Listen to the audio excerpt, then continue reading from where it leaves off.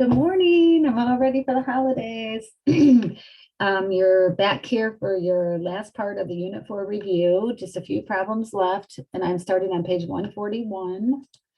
And let's head there now. They're all problems regarding lesson 4.7 and that empirical rule and the normal curve. So it says, assume a data set is normally distributed with mean 13 and standard deviation of 3.5. Draw the normal distribution using the provided mean and standard deviation. Include the percentages under the curve.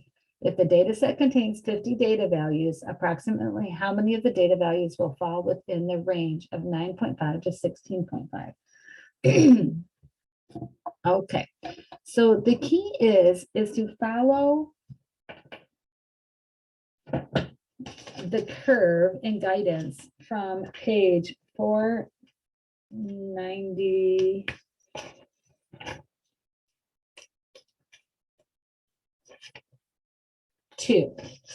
Okay, so in the course pack, page 492, I had you circle it, and it should have been the guidance on how to do everything. The percentages inside the curve here are always going to stay the same. It's the rule of thumb that we're using. 34% of your data values should fall between whatever your mean is right here, labeled down here. The mean and the standard deviations are down here, and one standard deviation value above your mean. Okay, that's what that means. 34% of the data values should fall between here. 13.5% of the data values should fall between one standard deviation value, whatever that is, and two standard deviation values below the mean. And 13.5% of the data should fall between one standard deviation above the mean and two standard deviations above the mean.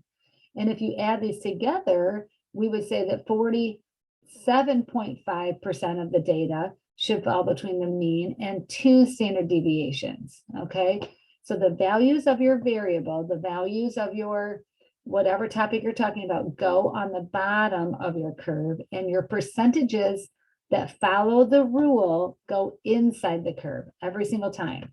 And if we have to follow that pattern so that anybody can walk up and read your graph and understand what you're drawing.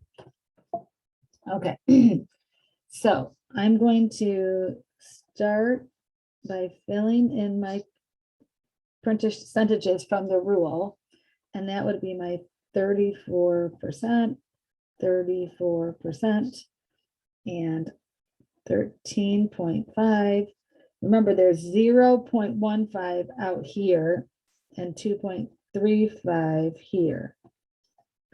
And then 13.5 to, and I write them on top because it just gets too small to write them inside the curve. But don't write them down below. So your variable values will go down here. And our variable that we're talking about is, they didn't give us one, and this one, but we do know that the mean is 13 and the standard deviation is 3.5. And so the mean goes here, which is 13. I have to see all of them filled in. So if we take 13 and we add 3.5, we get 16.5. If we add 3.5, another 3.5, we get 20. And then the last one is 23.5. Okay, then we're going to go the opposite way. If we have 13 and we subtract 3.5, we have 9.5, and we subtract another 3.5, we have 6, and we subtract another 3.5, and we have 2.5. So their main question was, we filled in the curve. If the data set contains 50 values, how many, so remember, I'm not just asking the percentage, I'm asking how many of the 50 will fall within 9.5 to 16.5. So 9.5 to 16.5, I'm going to shade so I can figure out what percentage So it looks like 68% of 50 will be between 9.5 and 16.5. And so 0.68 of 50 is 34 values. Okay, so make sure if I ask you how many, that was a thing on the 4.7 worksheet that I noticed students doing is I asked you how many on I think part C or number 3, and everybody else was just giving me the percentage. So you need to take the percentage and multiply by how many data values in your total in your data set to figure out how many fall within those particular ranges.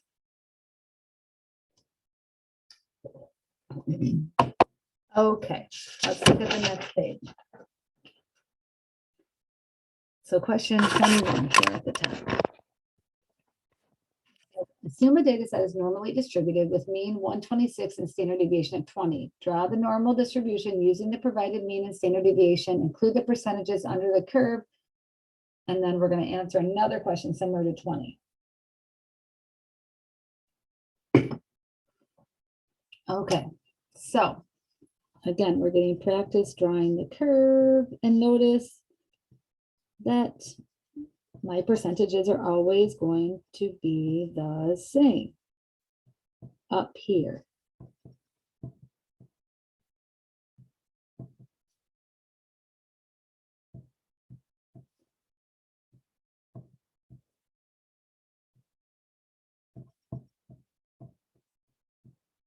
Okay, then I write my mean off to the side just so it's kind of out in front of me.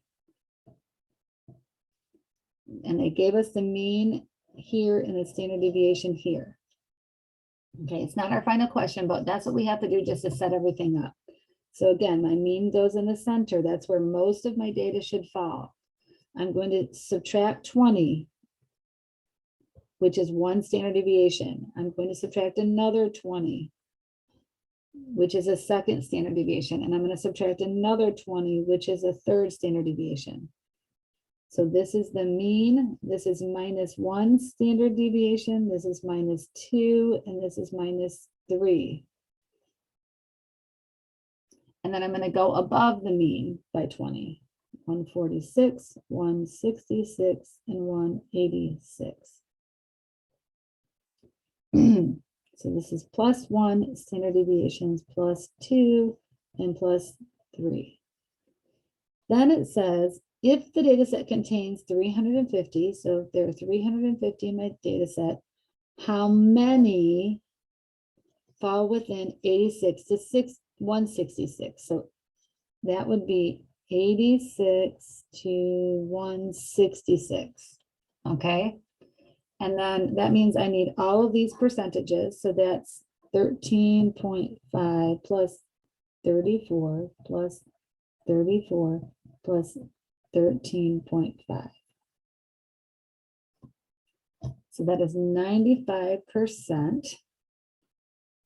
So 95% of 350 is 0.95 times 350.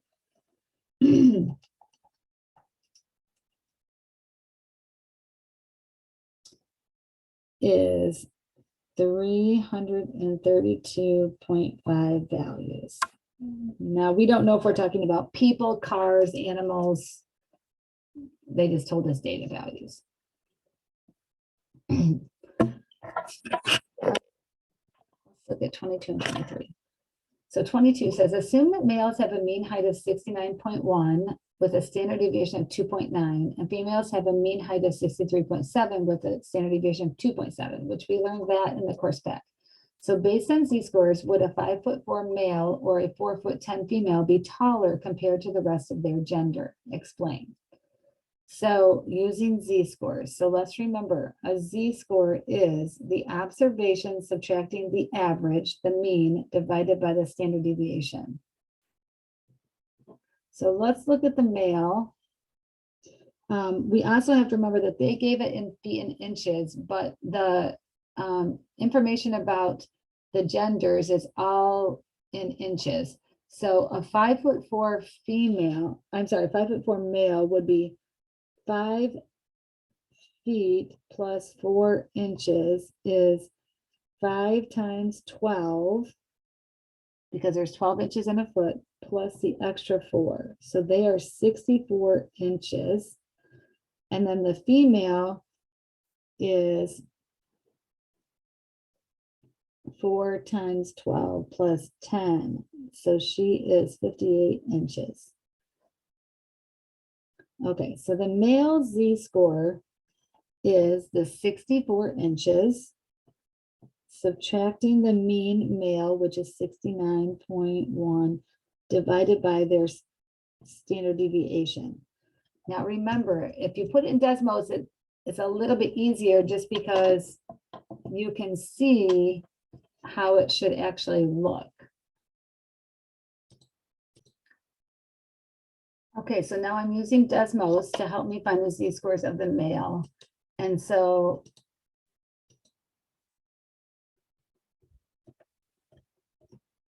oops. I'm actually going to calculate it there. So 64 minus 69.1 parentheses divided by the 2.9 is their standard deviation. So this is the Z-score for male.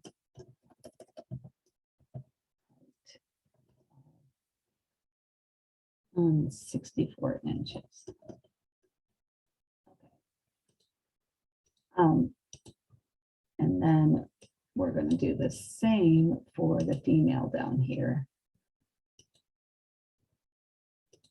And she is only 58 inches.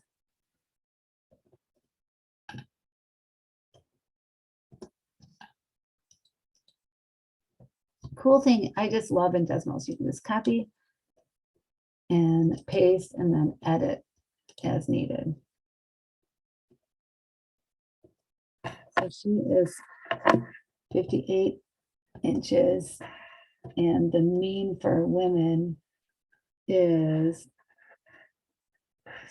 63.7 inches.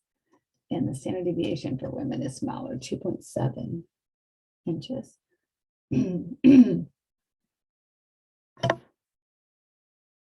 So it looks like he is a negative 1.76 standard deviations below the mean of males, and she is negative 2.1 standard deviations below the mean of females. So let's go back to my paper here.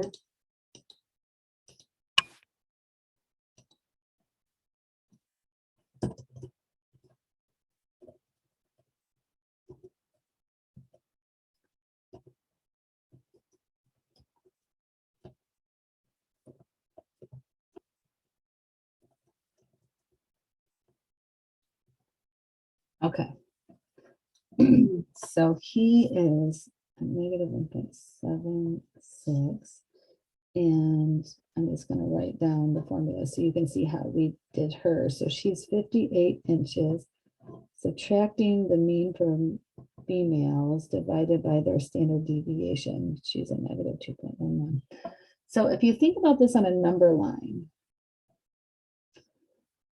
taller would be over here because they're positive standard deviations above the average of the gender.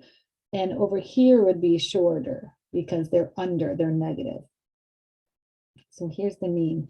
So the male is, he is at right here. He's below 1 and 2 standard deviations.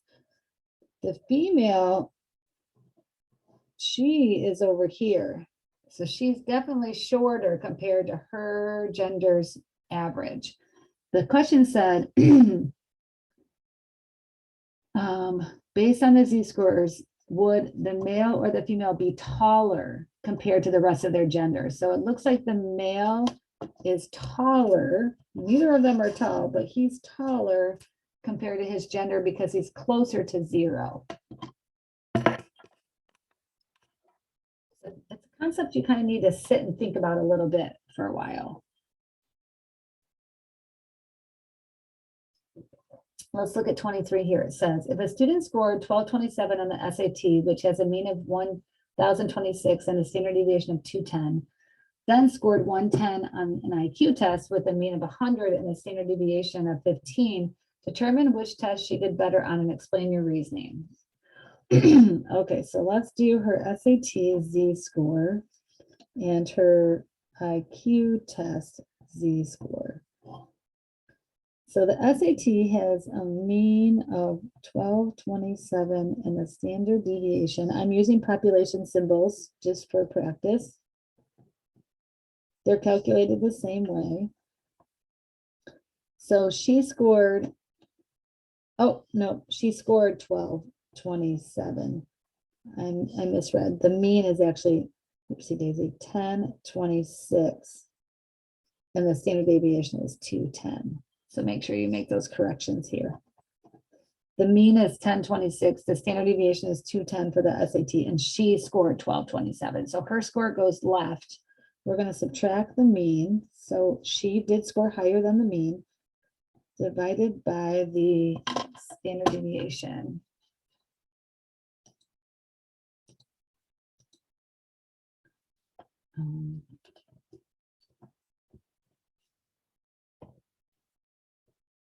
And I'm making a note. I'm putting this in my Desmos, don't worry.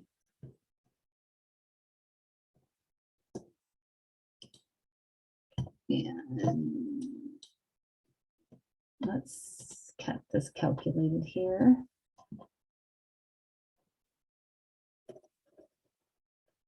And it is 1227 minus 1026 divided by the mean, divided by the standard deviation of 210. So it looks like her SAT, hopefully everybody got 0.957. So she's just above the mean, right?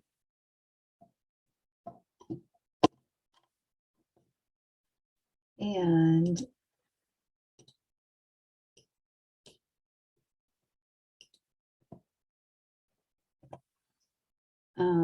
let's see about her ACT score here. So her ACT score, the average AC, or this is the IQ test, is the average is 100 and the standard deviation was 15. And she scored 110. So 110 minus the mean over the standard deviation.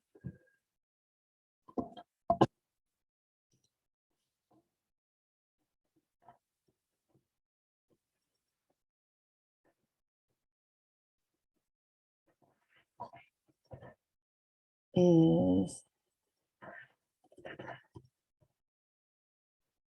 0.667. So if we do the number line again, here's one standard deviation, two standard deviations. And the SAT, she's almost at one standard deviation above the mean, but her IQ is just above half. Right? So it looks like she scored better on her SAT because she's further above the mean. The SAT is further above the mean.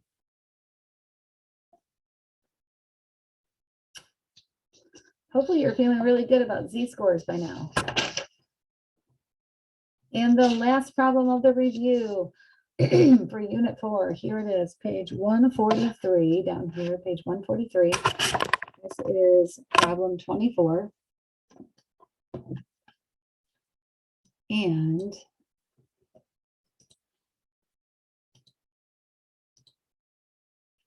let's see here.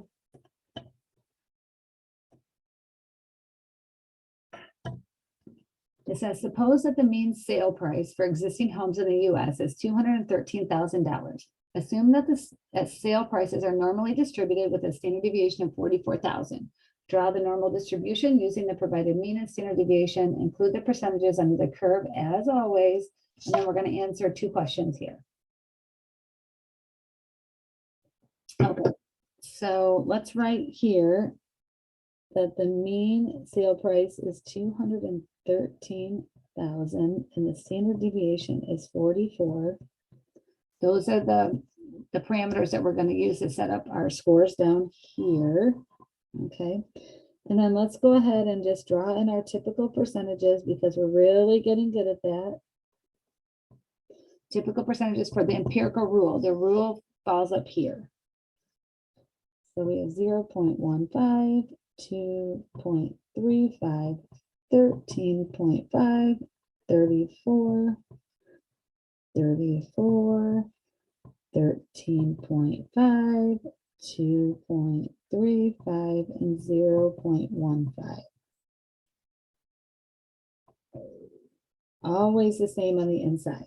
Then down below, this is always our mean, is the middle. So that's the 213,000. And that's kind of like our starting point. So we're going to go above the mean over here to the right and below the mean over here to the left. So grab your Desmos or your calculator, and 213,000 plus 44,000 is 257,000, and then 213,000 plus 2 times 44,000 is 301,000. And I'm going to show you my Desmos because I'm doing this all in Desmos. I'm saving it, no worries. You'll be able to open this up and follow along while you're watching the video here. So that's my 2 standard deviations above the mean. This one is going to be 3 standard deviations above the mean. You could save this and use this on the final so that you've got this kind of typed already in, just changing your mean and standard deviation. So the last one is 345,000. And then the cool thing is I can go right and do to the left. I can copy this one up here, paste it, and just put subtracting.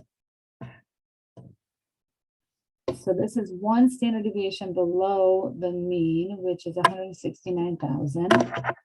I'm going to copy the one where I did 2 standard deviations and make that subtracting. So 125,000. And then I'm going to copy the 3rd one, which is 3 standard deviations, and that's 81,000. And the cool thing is because I'm asking you questions here on the paper that are already these cutoff points. So it's like, if I'm asking a question here in A, it says, find the percentage of existing homes that sold between 125,000 and 301,000, then I know that those 2 values must be a couple of my cutoff points. That's a cool thing. So A is between 125 here and 301. So that is 13.5 plus 34 plus 34 plus 13.5. So that's the 95%. And then what percent sold for more than 257,000? So that is going to be right here, everything to the right in the green there. So that is 13.5 plus 2.35 plus 0.15. Don't forget that. So that's 16%.